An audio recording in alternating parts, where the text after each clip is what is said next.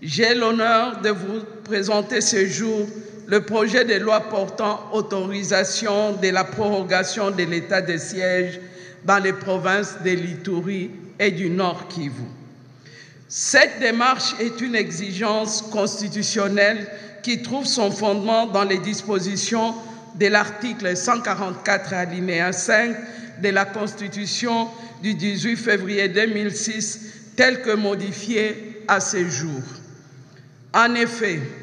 au terme des dispositions susvisées, l'ordonnance proclamant l'état de siège ou l'état d'urgence cesse de plein droit de produire ses effets après l'expiration du délai prévu à l'alinéa 3 du présent article,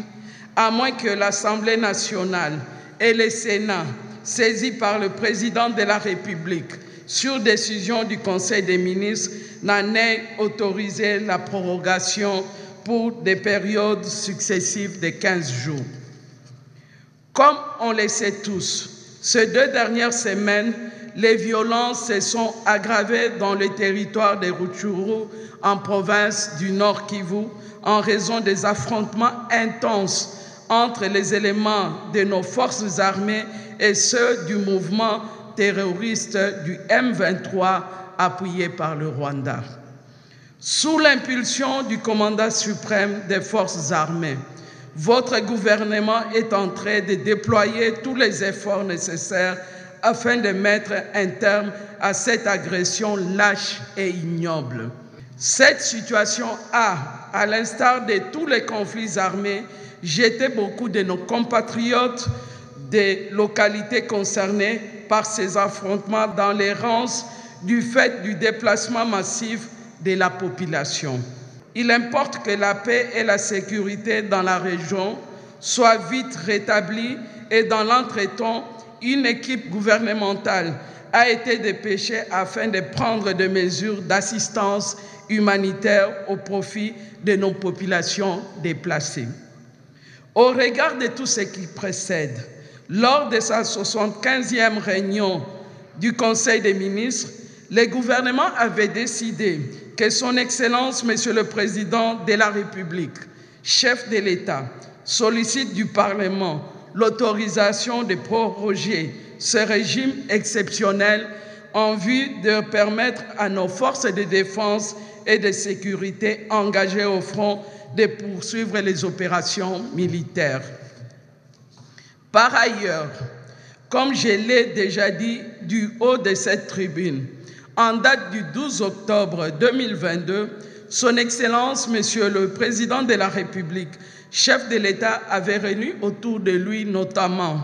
les élus de l'Ituri et du Nord Kivu pour faire le point de la situation sur terrain à la suite de la mission effectuée pendant cette période-là dans les 2 provinces sous état de siège par le Premier ministre avec quelques membres du gouvernement.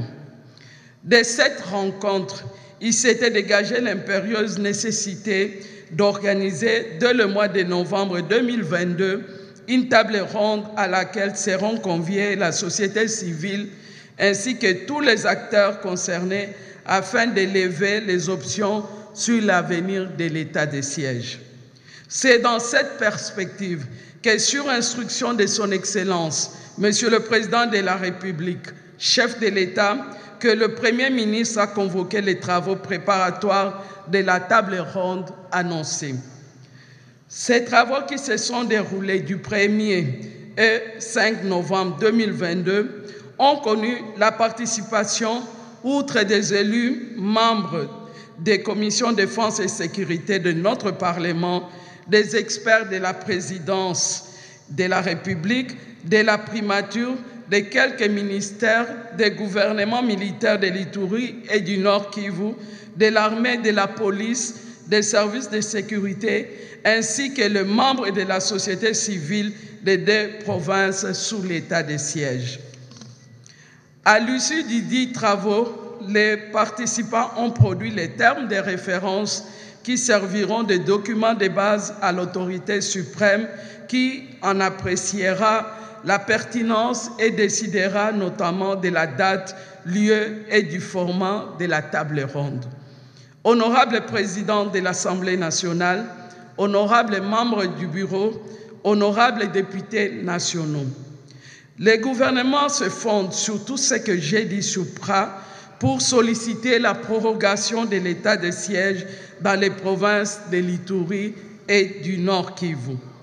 Le projet de loi que j'ai donc l'honneur de soumettre à l'adoption par votre auguste Chambre comporte, outre l'exposé des motifs,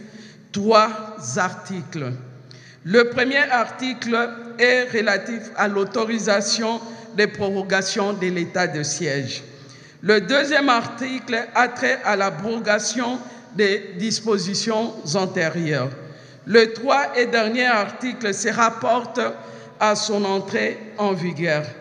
Je vous remercie, honorable Président.